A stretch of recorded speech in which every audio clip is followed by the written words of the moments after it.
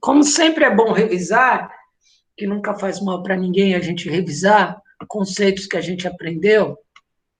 Então, a China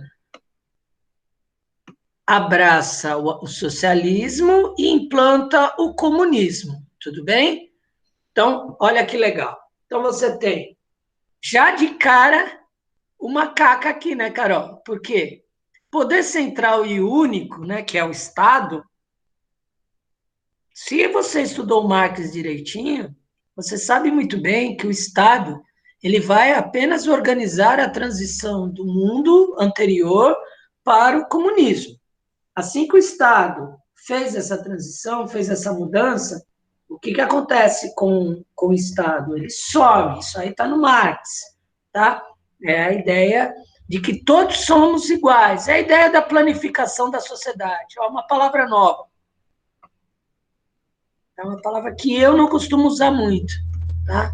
Mas, e diante disso, a economia ela vai ser estatizada. Quem vai mandar nessa economia, né? Todo mundo, né? Mas aqui no caso é o Estado que vai mandar. E isso é muito doido, né? Porque o Estado não deveria existir mais, se você já está no comunismo, tá? A China vai propor os famosos planos quinquenais, é como planos de meta, tá? A cada 5 anos você vai ter um tipo de desenvolvimento nessa China. É importante você pensar nisso, porque a China ela é um território gigantesco, tá? Desses territórios, a Manchúria vai ser o primeiro que você vai ter o desenvolvimento de industrialização, certo? Só que, mesmo a China do Mao Tse-tung, a partir dos anos 50, ela é uma China ainda majoritariamente rural. É uma China com 300 milhões de camponeses, tá? Então, é uma China que olha para o futuro, mas no presente, essa China tem um probleminha técnico aí, né? Não dá para investir todas as cartas na industrialização, tá? Você já tem uma China, se a gente está falando de comunismo, é evidente que você tem um conceito de reforma agrária, tá? Que foi implantado nessa China do Mao Tse Tung, tá? Mas o que é gigantesco é a quantidade, né, o número de camponeses que você tem na China. A gente está falando de 300 milhões de camponeses. Só para você ter uma ideia do tamanho disso, o Brasil tem 210 milhões de pessoas. Então, eu estou falando da China de 70 anos atrás, com 300 milhões de camponeses. Portanto, se você fosse um governante, óbvio, você desenvolve a industrialização, beleza, numa região, mas você dá fôlego para a agricultura, certo? Bom, Mao Tse Tung vai fazer a famosa caquinha. Qual é a caquinha?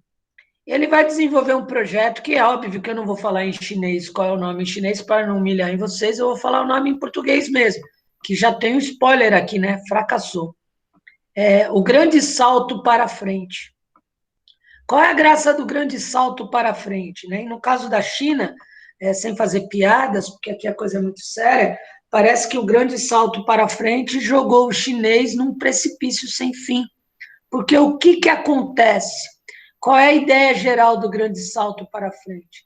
Você vai desenvolver a indústria, né? Você vai forçar a industrialização, né? Por exemplo, siderúrgicas, você vai desenvolver essas siderúrgicas em áreas rurais. E aí, se eu vou fazer uma fábrica onde eram fazendas de plantação de comida, cadê a produção agrícola? A produção agrícola ela vai despencar graças ao grande salto para frente. E não deu certo, né? Não deu certo, porque a indústria ela não conseguiu se fomentar na China como um todo, tá? E a agricultura ela foi deixada de lado. Consequentemente, o que você vai ter? Você vai ter milhões de mortos nessa China do grande salto para frente, tá? Então aí é um tiro fora aí que o menino Mao Tse Tung deu. O grande salto para frente se mostrou um fracasso gigantesco E você vai ver na aula ainda hoje os resultados do fracasso desse plano econômico, tá? Mas eu sei que o que você quer ver hoje é uma história de amor. É uma história de amor entre duas pessoas que vestem vermelho. É uma história de amor de duas pessoas que abraçaram o marxismo, né? Que pessoas são essas? China e União Soviética. E como eu disse no final da aula passada, então você tem a União Soviética liderando o mundo socialista comunista, né? Porque a União Soviética ela formaliza a sua criação em 1922, então é normal que ela seja líder, e você tem a China abraçando o comunismo em 1949. Então, é evidente que a mãe Rússia traria para si a menina China, certo? Então, você está vendo o coraçãozinho muito mal desenhado, hein? Pelo amor de Deus, esse coraçãozinho. Mas tudo bem. Só que tem um detalhezinho, né? Só para lembrar que o Stalin já daqui a pouco vai bater as botas, tá? O Stalin vai morrer em 1953. Mas antes do Stalin morrer, o que o Stalin achava do Mao Tse Tung? Não gosto muito dele, não, hein? Eu acho ele muito audacioso, eu acho ele muito bocudo, eu acho está muito perto do povo. Eu não sei se eu gosto dele, não. Esse é o Stalin. E é legal que é o Stalin falando, né? Depois do Stalin ter governado a União Soviética como uma ditadura, que ganhou o nome dele, inclusive, stalinismo, na qual milhões morreram, né? Aqueles que o Stalin não gostava morreram na mão dele. Mas ele não curtia muito mal, tá? Só que a China, crianças, pelo tamanho que a China tem, a China, ela, ela tem que ser abraçada pela União Soviética como uma aliada. Porque vai que a Guerra Fria descamba para uma guerra quente. Você concorda que União Soviética e China do mesmo lado seria bacana? Seria bacana. Agora, sabe aquela história de amor na qual a coisa já não dá certo no primeiro encontro e você insiste só porque ela é bonitinha, só porque ele é bonitinho, né? Aí na primeira frase do seu namorado lá, que você acha ele fofo, ele me solta um para mim fazer, a gente fumo, que mais que seria absurdo? Degraus, ele subiu os degraus para pegar os troféus. Nossa, dói, né? Ai, já dói, só de ouvir. Mas você aceita porque ele é bonitinho, né? Aí você vai ver que ele é racista, que ele é homofóbico, mas você aceita que ele é bonitinho. Aí ele começa a bater em você, e você aceita, porque afinal a culpa era sua, né? Se você está apanhando é porque a culpa é sua, não é verdade? E você aceita. Crianças, bem-vinda à história de União Soviética e China. A União Soviética deixou bem claro que é ela que vai mandar no mundo comunista. Afinal, chegamos antes, você acabou de chegar, não vai sentar na janelinha, tá ok? Tá ok. É evidente que o Mao Tse Tung, aqui ó, Mao, ele vai torcer o nariz para esse poder que a China tem, que a União Soviética tem. É evidente, né? Então, na esfera da Guerra Fria, é legal você ver que você já tem uma União Soviética tretando com os Estados Unidos, a Guerra Fria ela já existe, ela é real, e você lembra que a Guerra Fria ela é real, ela já existe, porque a União Soviética tem a bomba atômica também em 1949. Tudo bem? Então você já sabe disso. Agora, nesse cenário de Guerra Fria, o que está acontecendo? O que importa para a União Soviética é o que está sendo colocado na disputa. E o que importa para a China é o que está sendo colocado na disputa. Você não está defendendo uma parceria. A gente está defendendo, a União Soviética está defendendo que ela tem o território maior, ela manda, e a China está defendendo que o dela é maior, ela manda. Então, é evidente que você vai passar os anos 50 numas rusgas bem consideráveis, tá? você tem um coraçãozinho aqui, porque era o óbvio, né? A China é comunista, é evidente que a China vai se aproximar da União Soviética. Isso é verdade. Então, por exemplo, para a China se desenvolver, o que a União Soviética faz? A União Soviética manda centenas de cientistas para a China, certo? Então, você tem o desenvolvimento em relação à industrialização, como funciona isso, os planos quinquenais que você tem na União Soviética também. Então, você tem essa troca de figurinhas. Só que, parafraseando Amy Winehouse, Mao Tse-tung quer apenas uma coisa da União Soviética: a bomba atômica. E o Stalin vai dizer, óbvio, no, no, no. Não vai ter bomba atômica. Esse é o grande mote da Guerra Fria. O Mao Tse-tung acha que a China tem o direito de saber fazer a bomba atômica. Vamos fazer a bomba atômica. Só que os cientistas da União Soviética não estão lá para fazer a bomba atômica. Então, essa treta, cara, vai durar durante 10 anos. Tá? O Stalin vai morrer, os substitutos do Stalin vão assumir a União Soviética e o Mao não consegue a tal da bomba atômica. Isso vai desgastando a relação deles, até a gente chegar em 1960 e deixar o final da história para a próxima aula. Em 1960, a União Soviética está tão de saco cheio desse negócio de bomba atômica, está tão de saco cheio dessas discussões via WhatsApp, que ela faz o seguinte: sabe de uma coisa, ô Mal?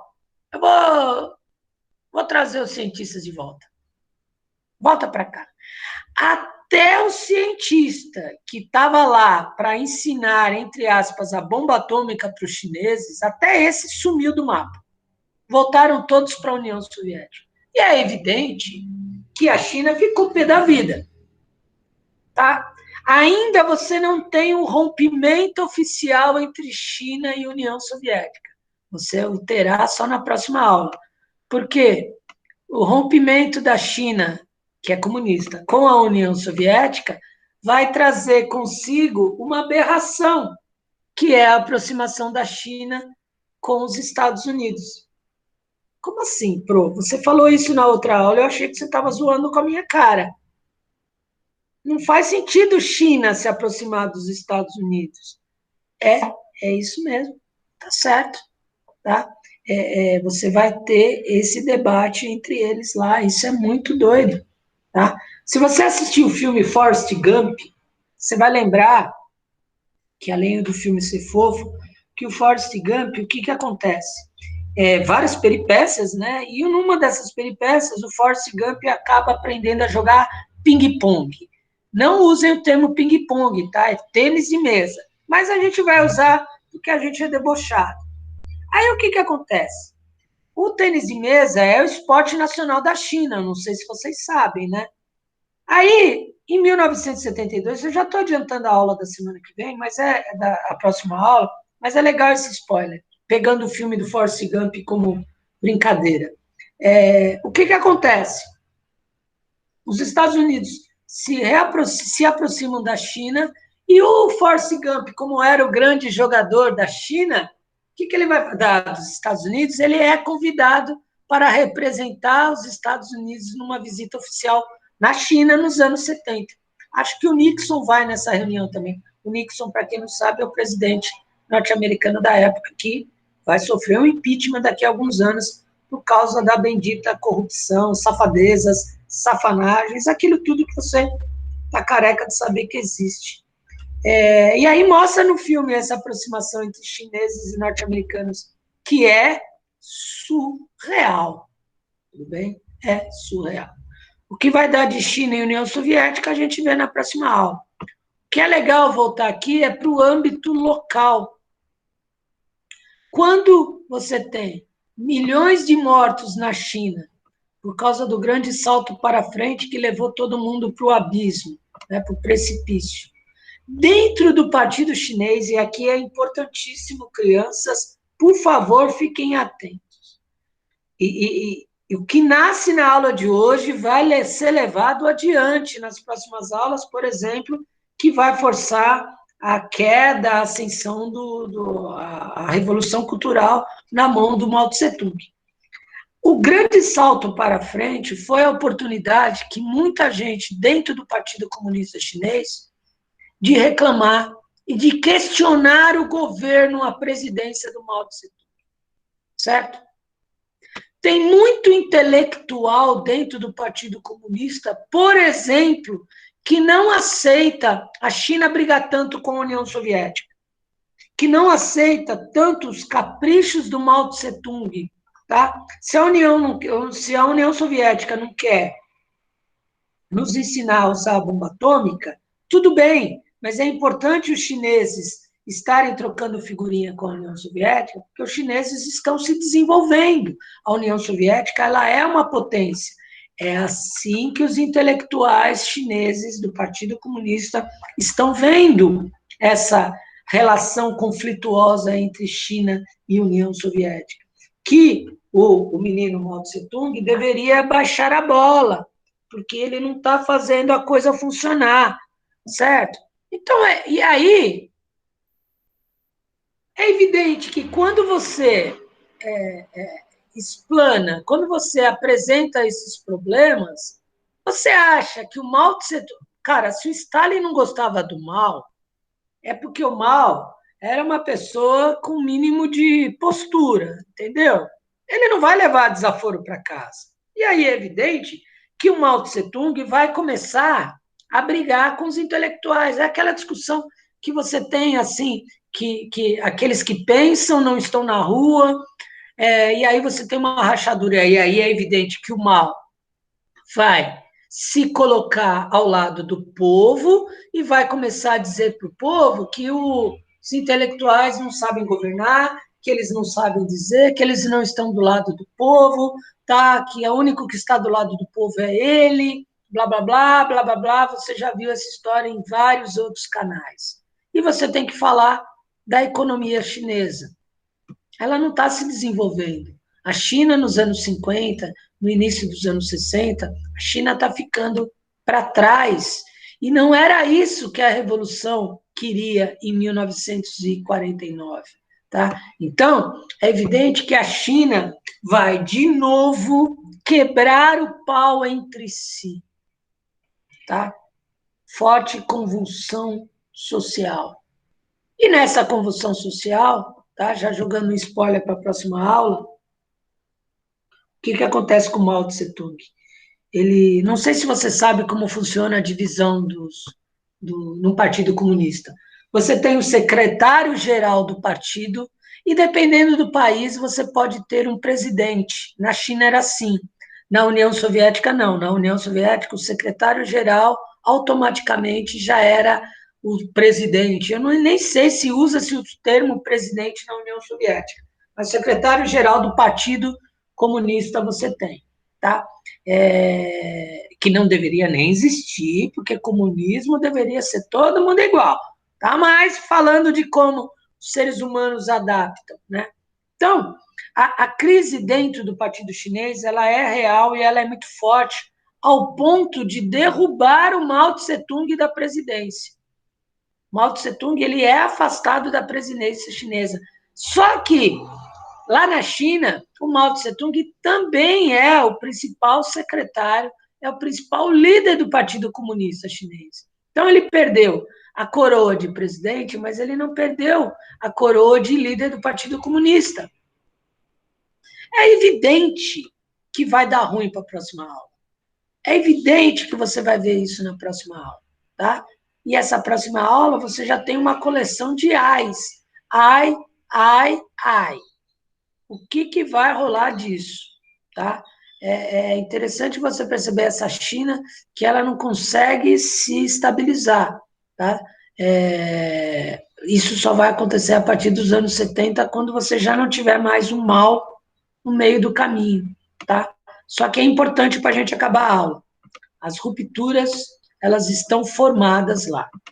tá? E elas não serão cicatrizadas, tá? As rachaduras no Partido Comunista, elas são evidentes, e você vai ver na próxima aula que essas rachaduras, elas, tra... elas trarão um resultado até certo ponto surpreendente, tá? Que você vai ver nos próximos capítulos, ok? Então você tem o mal se indisponibilizando com os intelectuais, o intelectual é aquele que pensa, tá? O mal se aproximando cada vez mais do povo, dizendo que é ele o salvador do povo, tá? E você já viu isso em outros canais, e você já viu que político, quando se aproxima do povo dizendo que ele é o salvador, que ele é o Messias, o resultado nunca é bom. Só para jogar aí um negocinho para você. Nos anos 60, a China será marcada pela Revolução Cultural. Né? O nome é bonito. Eu tenho certeza que quando você ouve o termo Revolução Cultural, você imagina todas as crianças chinesas com livro na mão, todas as crianças chinesas indo para a escola, cinema de graça, teatro de graça, tudo bancado pelo Estado, né? Você aprendendo, né? É uma revolução, concorda? É, criança. Sabe quando o Pro vai ver isso no mundo? De fato, nunca, tá? Revolução Cultural, de bonito é só o nome. Você vai ver no próximo capítulo que o buraco é mais embaixo. E você vai ter anos chineses, anos 60, efervescentes. Tá? Agora, só uma perguntinha que eu acho que você pode estar pensando. Mas por que a União Soviética não invade a China e dá porrada? Porra, a China tem mais de 1 bilhão de pessoas, né? Pessoas. Olha o tamanho do exército chinês. Tá? E a guerra, ela é fria nessa época. Ninguém vai jogar bomba atômica em ninguém. Certo? Então, é lógico que foi uma relação conflituosa, mas você falar de uma nova guerra entre China e Rússia, entre China e União Soviética, agora ela não é pensada. Tá? Nesse período, não. Tudo bem?